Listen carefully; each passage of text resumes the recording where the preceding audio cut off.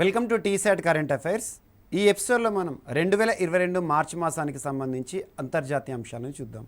So ముందుగా 2022 సంవత్సరంలో ప్రపంచంలోనే అతిపెద్ద కార్గో విమానంగా గుర్తింపు పొందిన యాంటోనోవ్ మ్రియా వార్తలు నిలిచింది. మ్రియా విమానం అని పిలిచిన లేదా యాంటోనోవ్ AN-225 మ్రియా అని పిలిచిన ఒకటే. ప్రపంచంలోనే అతిపెద్ద కార్గో విమానం అంటున్నాను. ప్రస్తుతం ఈ విమానం ఏ దేశంలో ఉందంటే యుక్రెయిన్లో ఉంది. మరి ఎందుకు ఈ విమానం వార్తలు నిలిచింది అంటే ప్రస్తుతం రష్యా యుక్రెయిన్ సంక్షోభ పరిస్థితిలో రష్యా చేస్తున్న దాడులు ఏవైతే ఉంటాయో, మిసైల్ దాడులు ఏవైతే ఉంటాయో, ఆ మిసైల్ దాడిలో ధ్వంసమై వార్తలు నిలిచింది. ఇప్పటి వరకు ప్రపంచంలోనే అతిపెద్ద కార్గో విమానం అంటే ముఖ్యంగా ఈ గూడ్స్ ఏవైతే ఉంటాయో గూడ్స్ని ట్రాన్స్పోర్ట్ చేసే విమానం అన్నట్టు కార్గో విమానంగా గుర్తింపు పొందిన యాంటోనోవ్ AN-225 మ్రియా విమానం యుక్రెయిన్కి సంబంధించింది ధ్వంసమైంది. మరియు మనకి స్విఫ్ట్ నుండి రష్యాను బహిష్కరించడం జరిగింది. స్విఫ్ట్ యొక్క యాక్రోనిమ్ ఇంపార్టెంట్. సో ఇటీవల వార్తలు నిలిచిన స్విఫ్ట్ యాక్రోనిమ్ ఏంటంటారు? స్విఫ్ట్ అనేది ఒక సంస్థ అనుకోండి, ముఖ్యంగా బ్యాంకింగ్ వ్యవస్థకి సంబంధించి. ఈ స్విఫ్ట్ కార్యకలాపాల నుండి రష్యాను బహిష్కరిస్తున్న నిర్ణయం వార్తలు నిలిచింది. స్విఫ్ట్ అంటే యాక్రోనిమ్ గుర్తుంచుకోండి, full form society for world wide interbank financial telecommunication. Interbanking వ్యవస్థను అనుసంధానం చేసే ఒక ప్రత్యేక వ్యవస్థే స్విఫ్ట్. ఈ స్విఫ్ట్ కార్యకలాపాల నుండి రష్యాను బహిష్కరిస్తున్న నిర్ణయం మనకు మార్చి మాసంలో వార్తలు నిలిచింది. అండ్ నెక్స్ట్, విజయవంతమైన చైనా లాంగ్ మార్చ్ 8 రాకెట్ ప్రయోగం. పోటీ పరీక్షలకు ప్రిపేర్ అవుతున్న అభ్యర్థులు ఒక రాకెట్ పేరు గుర్తుంచుకోండి. లాంగ్ మార్చ్ అనే పేరు కనిపించింది అంటే ఆ రాకెట్ చైనాకి సంబంధించిందే. సో లాంగ్ మార్చ్ 8 అంటున్నాను. లాంగ్ మార్చ్ 8 రాకెట్ ప్రయోగాన్ని విజయవంతంగా ప్రయోగిస్తూ ఇటీవల వార్తలు ఇచ్చిన దేశం ఏది అంటే మనకు చైనా. సో ఒకేసారి ఈ రాకెట్లో 22 శాటిలైట్లను నిర్దేశిత కక్షలోకి ప్రవేశపెట్టింది చైనా. ఇవన్నీ కూడా ఎర్త్ అబ్జర్వేటరీ శాటిలైట్స్ అని గుర్తుంచుకోండి. మరియు థయో మ్యాగ్రెరిటా మ్యాగ్నిఫియా. సో థయో మ్యాగ్రెరిటా మ్యాగ్నిఫికా అనే ప్రపంచంలోనే అతిపెద్ద బ్యాక్టీరియా 2022 మార్చి మాసంలో వార్తలు ఇచ్చింది. ఇక్కడ ఈ టాపిక్కి సంబంధించి పోటీ పరీక్షలు అడిగే ప్రశ్న ఏంటంటే ఒకటే అడుగుతారు, ఇప్పటివరకు ప్రపంచంలోనే గుర్తింపు పొందిన అతిపెద్ద బ్యాక్టీరియా పేరేంటి అంటారు. థయో మ్యాగ్రెరిటా మ్యాగ్నిఫికా. వార్తలు నిలిచిన అగ్నిపర్వతాల విషయానికి వస్తే 2022 సంవత్సరంలో తరచూ బద్దలవుతూ చుట్టుపక్కల ప్రాంతాలకి సమస్యాత్మకంగా మారి వార్తలు నిలిచిన 2 అగ్నిపర్వతాలు. ఒకటి మౌంట్ ఎసో అగ్నిపర్వతం.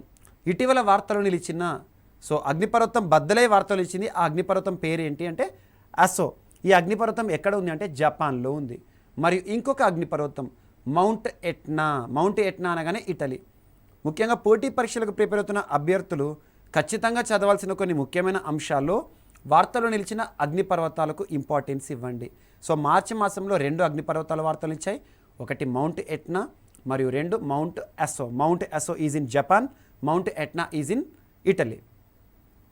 ఆపరేషన్ గంగా చాలా ఇంపార్టెంట్ ఆపరేషన్.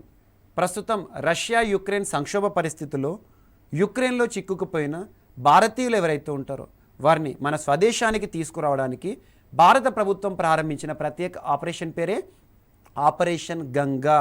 ఎవాక్యువేషన్ ఆపరేషన్ అని గుర్తుంచుకోండి. యుక్రెయిన్లో చిక్కుకుపోయిన భారతీయులను తీసుకువస్తున్న ఆపరేషన్.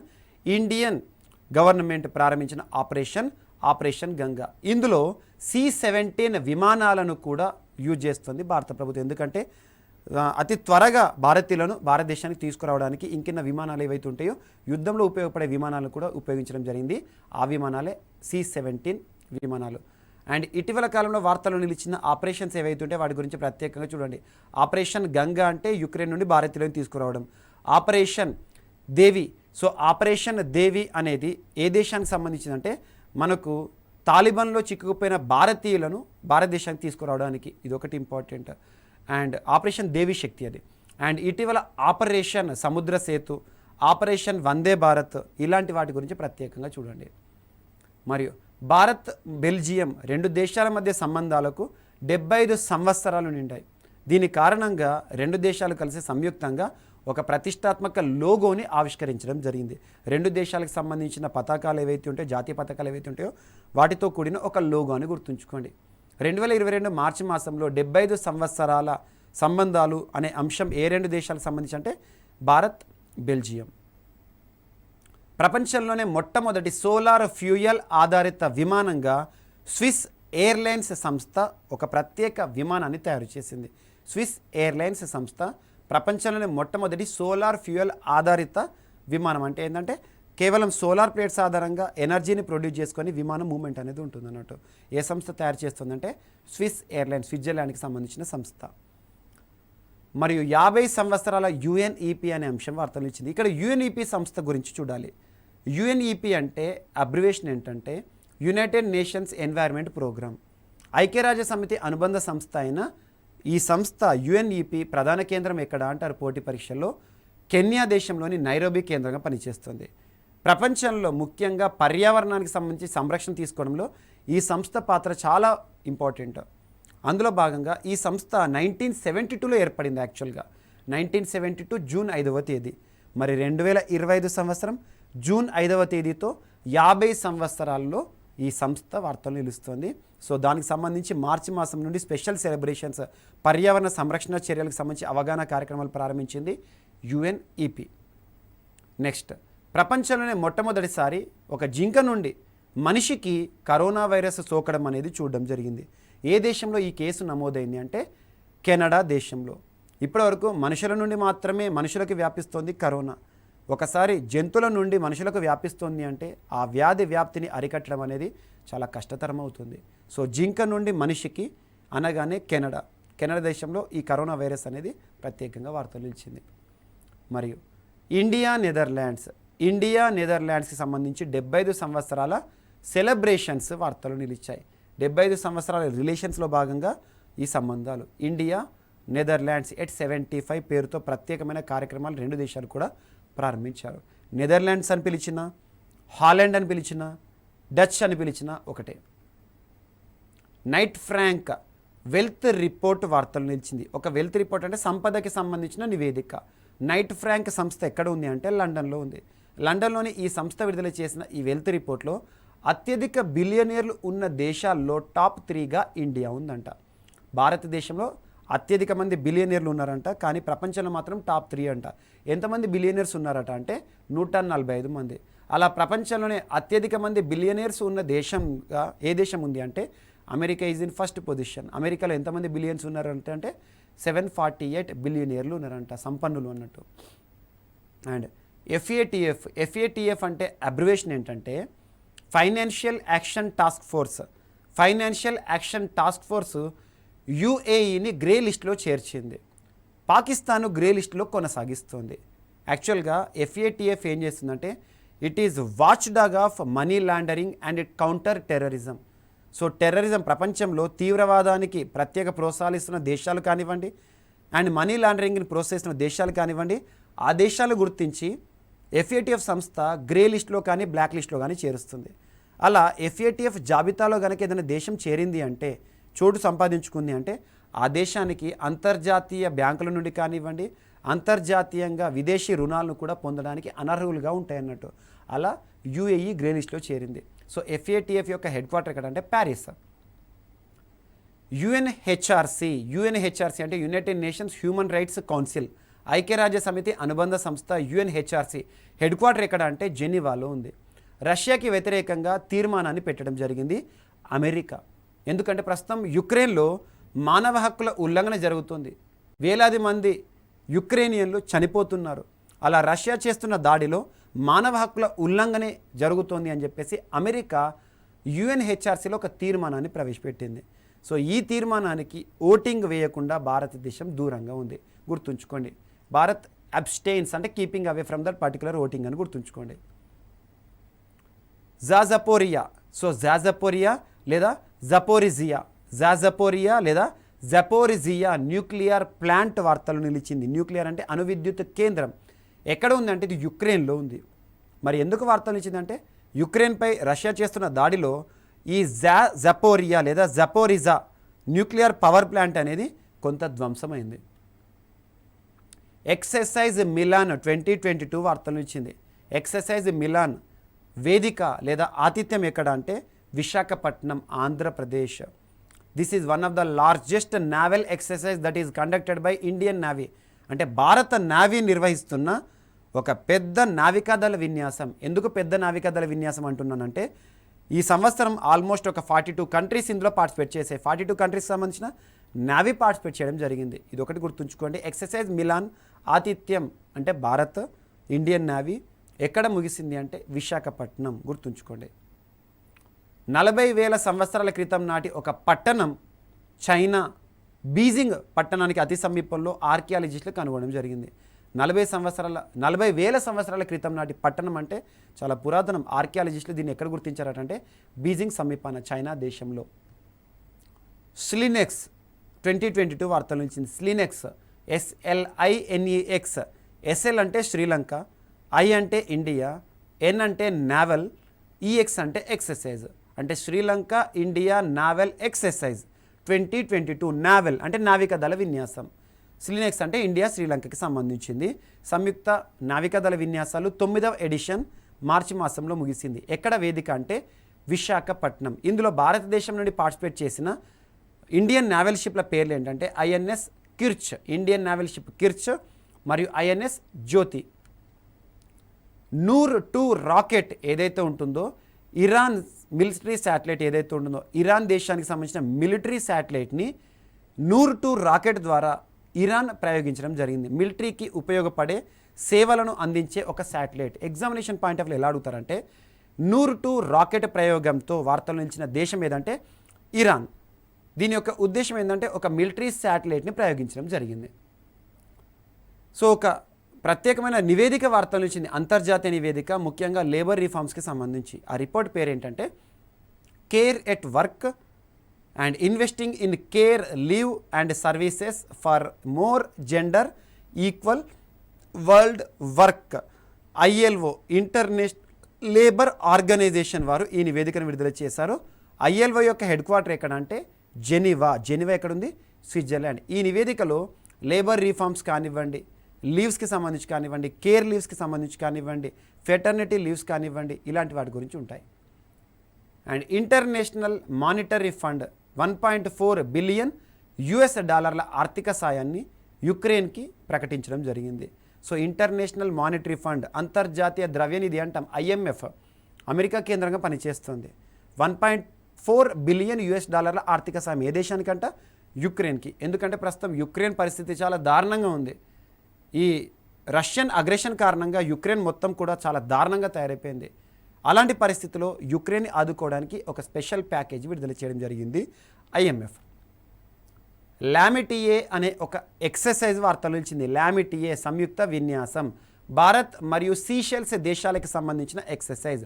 లామిటియే 2022 సంయుక్త సైనిక విన్యాసాలు అంటే సైనిక విన్యాసాలు, మిలిటరీ ఎక్సర్సైజ్ 2001 సంవత్సరంలో మొదటిసారి జరిగింది. సో ఈ సంవత్సరం మరొకసారి జరిగింది. ప్రతి 2 ఏళ్ళకి ఒకసారి జరుగుతూ ఉంటాయి. లామిటీ అనగానే ఏ 2 దేశాలు గుర్తుకు రావాలి? India, Seychelles.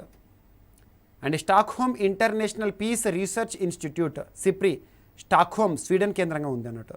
So trends in international arms transfer 2021 రిపోర్ట్ని విడుదల చేసింది.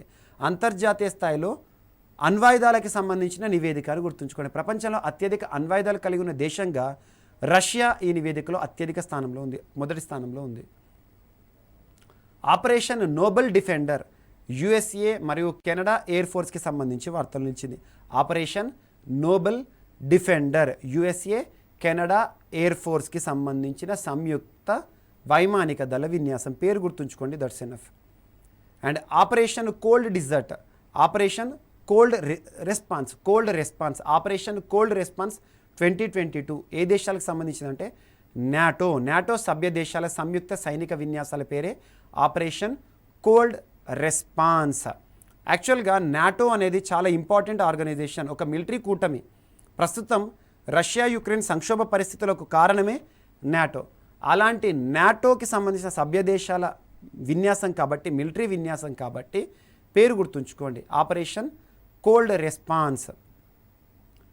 తాల్ వాల్కెనో, మనకు మార్చి మాసంలో ఒక అగ్నిపర్వతం బద్దలైంది. ఆ వాల్కెనో పేరు ఏంటంటే తాల్ వాల్కెనో. ముఖ్యంగా మార్చి మాసంలో కొన్ని అగ్నిపర్వతాల వార్తలు ఇచ్చాయి. తాల్ వాల్కెనో ఫిలిప్పీన్స్లోను, మౌంట్ అసో జపాన్లోను, మరియు మౌంట్ ఎట్నా ఇటలీలోను తరచూ బద్దలవుతూ చుట్టుపక్కల ప్రాంతాలకు సమస్యాత్మకంగా మారి వార్తలు ఇచ్చిన అగ్నిపర్వతాల వార్తలు నిలిస్తే అవి ఏ దేశంలో ఉన్నాయో ప్రత్యేకంగా గుర్తుంచుకోండి. And UNGA, United nation general అసెంబ్లీలో రష్యాకి వ్యతిరేకంగా ఉక్రెయిన్ తీర్మానాన్ని ప్రవేశపెట్టింది. సో యుఎన్జిఏలో దానికి భారతదేశం ఓటింగ్కి దూరంగా ఉంది. ఇండియా అబ్స్టైన్స్ అని గుర్తుంచుకోండి. ప్రపంచంలోనే మొట్టమొదటిసారి wild life fund world bank వారు వైల్డ్ లైఫ్ ఫండ్ని ప్రకటించారు. వైల్డ్ లైఫ్ ఫండ్ అంటే ఏంటి? ముఖ్యంగా వన్యప్రాణులకు సంబంధించిన ఒక ప్రత్యేకమైన నిధిని విడుదల చేశారు. ఏ వైల్డ్ లైఫ్ని సంరక్షించడానికంటే బ్లాక్ రైనో సంరక్షణ. సాలమన్ ఐలాండ్స్ ప్రత్యేకంగా వార్తలు నిలిచాయి మనకు 2022 సంవత్సరం మార్చి మాసంలో. సాలమన్ ఐలాండ్స్ అనేవి సౌత్ పసిఫిక్ ఓషన్ ప్రాంతంలో ఉంటాయి, దక్షిణ పసిఫిక్ మహాసముద్ర ప్రాంతంలో. సో ఈ ఐలాండ్స్ ఏవైతే ఉంటాయో ఈ ఐలాండ్స్ చైనాతో ఒక ఒప్పందాన్ని కుదుర్చుకున్నాయి. ముఖ్యంగా ఇది రక్షణపరమైన ఒప్పందం. ఇక్కడ ఎగ్జామినేషన్ పాయింట్ ఆఫ్ దీనికి సంబంధించి ఏమవుతారంటే సాలమన్ ఐలాండ్స్ వార్తలు ఇచ్చాయి, ఎక్కడ ఉంటాయంటే సదర్న్ పసిఫిక్ ఓషన్ అని గుర్తుంచుకోండి సరిపోతుంది. యాన్యువల్ ఫ్రాంటియర్స్ రిపోర్ట్ ఒక నివేదిక వార్తలో నిలిచింది. ఈ నివేదికను ఎవరు విడుదల చేశారంటే UNEP, United Nations Environment Programme. So ఈ రిపోర్ట్ పేరు ఏంటంటే noise, blazes and mismatches. ఈ నివేదికలో మొదటి స్థానంలో ఉన్న ప్రాంతం ఏది అంటే ఢాకా, బంగ్లాదేశ్ రాజధాని. రెండవ స్థానంలో మొరాదాబాద్ ఉంది. మూడవ స్థానంలో ఇస్లామాబాద్ ఉంది. యాన్యువల్ ఫ్రాంటియర్స్ రిపోర్ట్ యుఎన్ఈపికి సంబంధించి. సో ఇవి మనకు మార్చి మాసానికి సంబంధించిన అంతర్జాతీయ అంశాలు. సో ఇప్పుడు మనం మార్చి మాసంలో వార్తలు నిలిచిన కొంతమంది ప్రముఖ వ్యక్తుల గురించి చూద్దాం మరియు పుస్తకాల గురించి చర్చిద్దాం.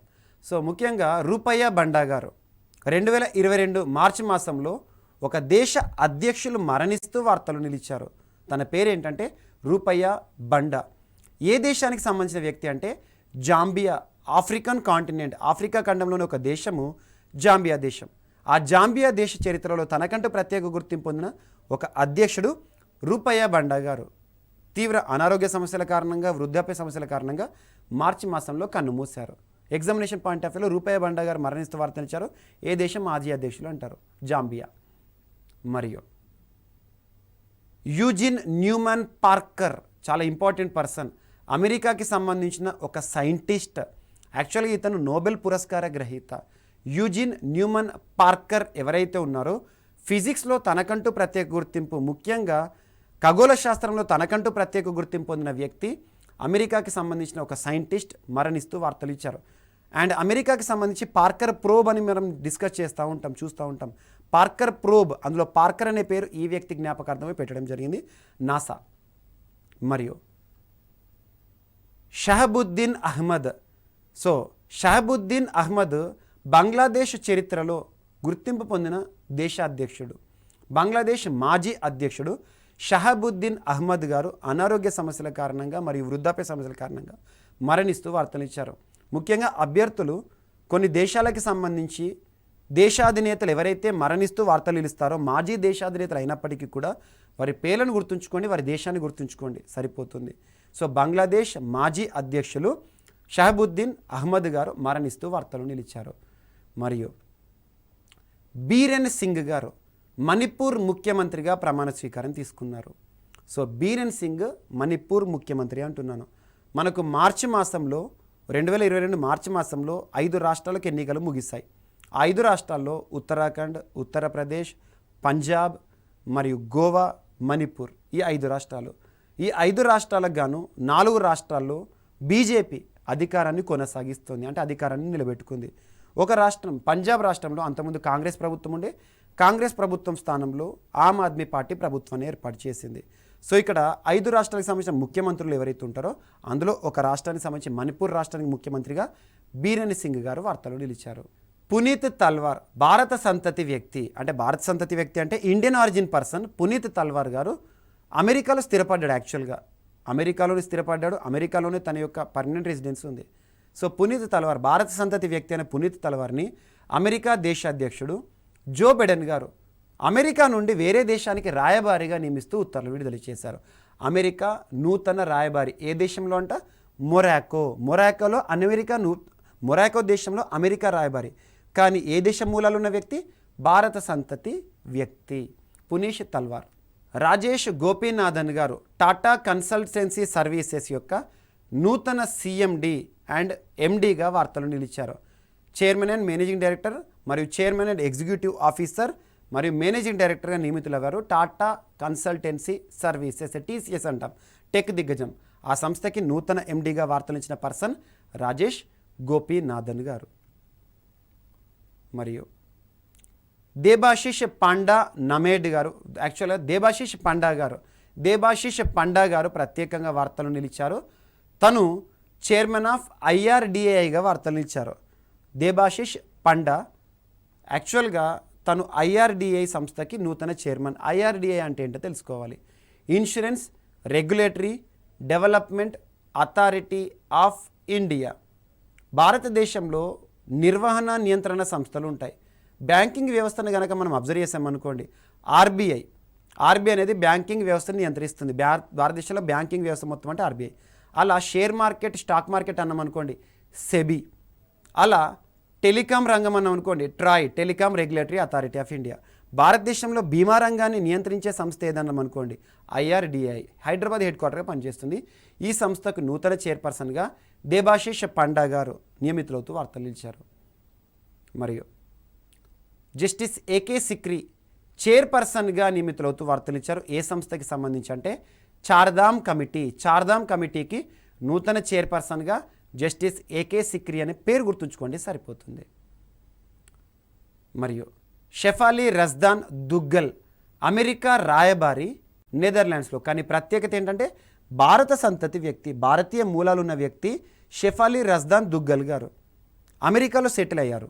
అమెరికాలోనే స్థిర నివాసి, అమెరికా పౌరసత్వం ఉంది, కానీ భారతీయ మూలాలు ఉన్న వ్యక్తి. తనను అమెరికా ప్రభుత్వం, ముఖ్యంగా జో బైడెన్ గారు అమెరికా నుండి నెదర్లాండ్స్లో రాయబారిగా డిప్లొమాట్గా నియమిస్తూ ఉత్తర్వులను విడుదల చేశారు. మరియు సర్దార్ బెర్డి ముహమెడోవ్ పేరు గుర్తుంచుకోండి, సర్దార్ బెర్డి ముహమెడోవ్ ఏ దేశానికి నూతన అధ్యక్షులుగా వార్తలు నిలిచారు మార్చ్ 2022లో అంటే తుర్కమెనిస్తాన్ దేశానికి నూతన అధ్యక్షులుగా వార్తలు నిలిచిన పర్సన్ సర్దార్ బెర్డి ముహమెడోవ్. యాక్చువల్గా వార్తలు నిలిచిన వ్యక్తులు అంటే మనకు మరణించిన వ్యక్తులే కావచ్చు, వివిధ సంస్థలకి సంబంధించి చీఫ్లుగా నియమితులవుతున్న వ్యక్తులు కానివ్వండి, వివిధ దేశాలకు దేశాధినేతలే కానివ్వండి, వివిధ అవార్డు ఏవైతే ఉంటాయి అవార్డులకు సంబంధించిన పురస్కార గ్రహీతలు కానివ్వండి, ఏ వ్యక్తి అనే గురించి కూడా మనం నేర్చుకోవాల్సి ఉంటుంది. మరియు జయతి ఘోష్ గారు ఇండియన్ ఫేమస్ ఎకనమిస్ట్. యాక్చువల్గా యుఎన్ అడ్వైజరీ బోర్డులో మరొకసారి మెంబర్గా కొనసాగబడుతూ వార్తలు నిలిచారు. జయతి ఘోష్ అనగానే మనకు United nations advisory board member అని గుర్తుంచుకోండి సరిపోతుంది. మరియు రణదీప్ గులేరియా గారు ఎయిమ్స్ డైరెక్టర్గా ప్రస్తుతం విధులు నిర్వర్తిస్తున్నారు. రణదీప్ గులేరియా గారు ప్రముఖ వైద్యులు, ఎయిమ్స్ ఢిల్లీకి సంబంధించి డైరెక్టర్గా విధులు నిర్వర్తిస్తున్నారు. మరొక 3 నెలల పాటు, యాక్చువల్గా తన పదవీకాలం మార్చి మంత్తో ముగిసింది, ఏప్రిల్ మే జూన్ వరకు కూడా తన పదవీకాలాన్ని పొడిగిస్తూ భారత ప్రభుత్వం తీసుకున్న నిర్ణయం వార్తలు ఇచ్చింది. Randeep Guleria AIIMS director. ఎందుకంటే కరోనా విపత్కర పరిస్థితుల కాలంలో తరచు కూడా ఎయిమ్స్ సంస్థ ఇస్తున్న నివేదికలు కానివ్వండి, ప్రికాషన్స్ కానివ్వండి వార్తలు ఇచ్చాయి. అలా రణదీప్ గులేరియా పేరు కూడా చాలా వరకు కూడా మన వార్తలు చూసాము. మరియు ఉపీందర్ సింగ్ మదారు గారు వార్తలు ఇచ్చారు. ఉపీందర్ సింగ్ మదారు BHEL Bharat heavy electricals limited నూతన డైరెక్టర్గా నియమితులవుతూ వార్తలు ఇచ్చారు. ఉపీందర్ సింగ్ మదారు బెల్ నూతన డైరెక్టర్ అని గుర్తుంచుకోండి. మరియు సౌమ్యు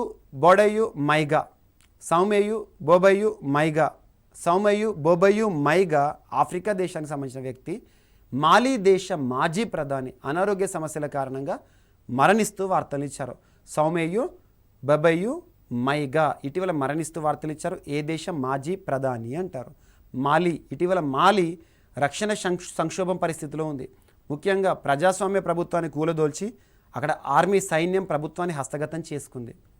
అన్ఫిల్డ్ బ్యారెల్స్ అనే ఒక పుస్తకం వార్తలు నిలిచింది. Unfilled barrels India's oil story అనే ఒక పుస్తకం వార్తలు నిలిచింది. ఆ పుస్తకం యొక్క ఆథర్ ఎవరు అంటారు? రిచా మిశ్రా గారు. రిచా మిశ్రా గారి నూతన పుస్తకం unfilled barrels India's oil story. అంటే భారతదేశంలో ఆయిల్కి సంబంధించిన కథ, అంటే ఆయిల్కి సంబంధించి ఎగుమతులు దిగుమతులు ఏ రకంగా జరుగుతున్నాయి అనే అంశాన్ని ఇతివృత్తంగా తీసుకొని రాయడం జరిగింది. ద షీల్డ్ కోవిషీల్డ్ అనే ఒక పుస్తకం వార్తలు వచ్చింది. ద షీల్డ్ కోవిషీల్డ్ అంటే ఇది సీరం ఇన్స్టిట్యూట్ ఆఫ్ ఇండియాకి సంబంధించిన పుస్తకం. Serum institute of India Cyrus Poonawalla గారు వ్యవస్థాపకులుగా ఉన్న ఆ సంస్థ ప్రస్తుతం ఆధార్ పూనావాలా గారు ఆ సంస్థ మొత్తాన్ని కూడా ముందుకు నడిపిస్తున్నారు. ఈ కరోనా విపత్కర పరిస్థితుల కాలంలో కోవాక్సిన్ వ్యాక్సిన్ తయారు చేసిందేమో భారత్ బయోటెక్, కోవిషీల్డ్ వ్యాక్సిన్ తయారు చేసిందేమో సీరం ఇన్స్టిట్యూట్ ఆఫ్ ఇండియా. ఈ కోవిషీల్డ్ వ్యాక్సిన్ కరోనా వైరస్ని ఎలా అడుకట్ట వేసింది, ఏ విధంగా షీల్డ్గా మారింది అని చెప్పేసి కోవిషీల్డ్కి సంబంధించిన అంశాలను, దాని డెవలప్మెంట్కి సంబంధించిన అంశాలను ఇతివృత్తంగా చేసుకొని రాయబడిన పుస్తకమే ద షీల్డ్ కోవిషీల్డ్ అనే పుస్తకం. ఆథర్ ఎవరంటే ప్రముఖ సైంటిస్ట్ ప్రకాష్ కుమార్ సింగ్. మరియు అబెల్ ప్రైజ్, యాక్చువల్గా మ్యాథమెటిక్స్లో ఏదైనా నోబెల్ ప్రైజ్ ఉందా అంటే దాన్ని అబెల్ ప్రైజ్ అంటాం. అబెల్ ప్రైజ్ 2022 విజేతగా మనకు ప్రొఫెసర్ డెన్నిస్ పి సుల్లివెన్ గారు వార్తలు నిలిచారు, అమెరికాకి సంబంధించిన మ్యాథమెటిషియన్. మరియు రమేష్ చంద్ర లహోటి గారు భారతదేశంలో 35వ ప్రధాన న్యాయమూర్తిగా గుర్తింపు పొందిన జస్టిస్, తను మరణిస్తూ వార్తలు ఇచ్చారు. రమేష్ చంద్ర లహోటి గారు కన్నుమూశారు. And next the book of Joy అనే ఒక పుస్తకం వార్తలు నిలిచింది. దలై లామా మరియు డెస్మండ్ టుటు గారికి సంబంధించిన పుస్తకం the book of joy. Desmond Tutu South ఆఫ్రికాకి సంబంధించిన వ్యక్తి, 2022 సంవత్సరంలో మరణించిన వ్యక్తి, నోబెల్ పురస్కార గ్రహీత. మరియు గిల్బర్ట్ ఎఫ్ హంగ్బో పర్సన్ వార్తలు ఇచ్చారు. Gilbert F Houngbo ILO international labour organisation ఏదైతే ఉంటుందో ఆ సంస్థకి నూతన డైరెక్టర్ జనరల్గా నియమితులవుతూ వార్తలు నిలిచారు. మరియు హిమంత బిశ్వ శర్మ గారు బ్యాడ్మింటన్ అసోసియేషన్ ఆఫ్ ఇండియాకి నూతన అధ్యక్షులుగా గెలుపొంది వార్తలు నిలిచారు. బ్యాడ్మింటన్ అసోసియేషన్ ఆఫ్ ఇండియాకి అధ్యక్షులు ఎవరంటే హిమంత బిశ్వ శర్మ. తన పేరు గుర్తుంచుకోండి సరిపోతుంది. యోగి ఆదిత్యనాథ్ గారు మరొకసారి ఉత్తరప్రదేశ్ రాష్ట్ర ముఖ్యమంత్రిగా వార్తలు నిలిచారు. యాక్చువల్గా తన యొక్క రికార్డ్ ఏంటంటే 70 సంవత్సరాల గత యూపీ చరిత్రను గనక పరిగణలోకి తీసుకుంటే ఏ ఒక్క ముఖ్యమంత్రి కూడా కన్సిక్యూటివ్గా సెకండ్ టర్మ్ ముఖ్యమంత్రిగా గెలుపొందలేదు. సో యోగి ఆదిత్యనాథ్ గారు 70 సంవత్సరాల రికార్డుతో వార్తలు ఇచ్చారు. అండ్ ఉత్తరప్రదేశ్ రాష్ట్రంలో ఏ ఒక్క పొలిటికల్ పార్టీ కూడా కన్సిక్యూటివ్గా 2వ టర్మ్ అధికారాన్ని ఏర్పాటు చేయలేదు, ప్రభుత్వాన్ని ఏర్పాటు చేయలేదు. అలా బీజేపీ ఒక సరికొత్త రికార్డు లిఖించింది. సో ఉత్తరప్రదేశ్ ముఖ్యమంత్రిగా యోగి ఆదిత్యనాథ్ గారు మరొకసారి వార్తలు నిలిచారు. And Stephen Wilhite graphics interchange format అంటాం, మనం GIF ఫార్మాట్ అంటాం మొబైల్ ఫోన్లో, దాని యొక్క సృష్టికర్త మరణిస్తూ వార్తలు ఇచ్చారు, అమెరికాకి సంబంధించిన వ్యక్తి. సూరజ్ కుమార్ గారు బీహార్ జైల్లో ఉంటున్న జైలు ఖైదీ, యాక్చువల్గా IIT రూర్కీ ఎంట్రన్స్ పరీక్షలో 54వ ర్యాంకు సాధించిన ఒక ఖైదీగా గుర్తింపు పొందారు. జస్ట్ పేరు గుర్తుంచుకోండి సరిపోతుంది. And Shubhra Maheshwari FLO FICCI ladies organisation సంబంధించిన నూతన చైర్పర్సన్గా వార్తలు నిలిచారు 2022 మార్చి మాసంలో. మరియు సల్మాన్ ఖాన్ గారికి సంబంధించిన జీవితంలోని కొన్ని ముఖ్యమైన అంశాలను ఇతివృత్తంగా చేసుకొని రాయబడిన పుస్తకం Salman Khan the man, the actor, the legend అనే పుస్తకం. ఆథర్ ఎవరంటే దేవప్రియ సన్యాల్ గారు. మరియు lieutenant general Vinod G Khandare గారు అడ్వైజరీ మినిస్ట్రీ ఆఫ్ ఆర్డినెన్స్కి నియమితులవుతూ వార్తలు నిలిచారు. జెన్స్ సాల్నెట్బర్గ్ గారు వార్తలు ఇచ్చారు. ప్రస్తుతం నాటో అంటే యాక్రోనిమ్ ఏంటి, నార్త్ అట్లాంటిక్ ట్రీటీ ఆర్గనైజేషన్. ఈ ట్రీటీ ఆర్గనైజేషన్ ఏదైతే ఉంటుందో ప్రపంచంలోని ఏకైక సైనిక కూటమి. ప్రస్తుతం రష్యా యుక్రెయిన్ సంక్షోభ పరిస్థితులకు కారణమైన కూటమి కూడా ఇదే. దీనికి మరొకసారి సెక్రటరీ జనరల్గా జెన్స్ స్టాల్నెట్బర్గ్ గారు నియమితులవుతూ వార్తలు నిలిచారు. మరియు వార్తలు నిలిచిన వ్యక్తుల్లో చివరిగా విల్ఫ్రెడ్ హెచ్ బుర్స్టాట్ గారు వార్తలు ఇచ్చారు. Stockholm prize 2020 Stockholm water prize అంటాం. యాక్చువల్గా వాటర్ కన్జర్వేషన్లో ఇచ్చే ప్రతిష్టాత్మక నోబెల్ కనుక ఏదైనా ఉందంటే నోబెల్ అవార్డుతో దీన్ని కంపేర్ చేస్తాం. స్టాక్హోమ్ వాటర్ ప్రైజ్ పురస్కార గ్రహీతగా విల్ఫ్రెడ్ హెచ్ బ్రుడ్స్టాట్ గారు వార్తలు ఇచ్చారు. ఈ పురస్కారాన్ని స్టాక్హోమ్ ఇంటర్నేషనల్ వాటర్ ఇన్స్టిట్యూట్ వారు ప్రతి ఏటా కూడా ఇస్తారు, నీటి సంరక్షణ చర్యలకు సంబంధించి విశేష కృషి చేసిన వ్యక్తులకు. సో ఇవి మనకు మార్చి మాసానికి సంబంధించిన వార్తలు నిలిచిన వ్యక్తులకి సంబంధించిన ముఖ్యమైన సమాచారం. మరొక ఎపిసోడ్లో మళ్ళీ కలుద్దాం. Thank you.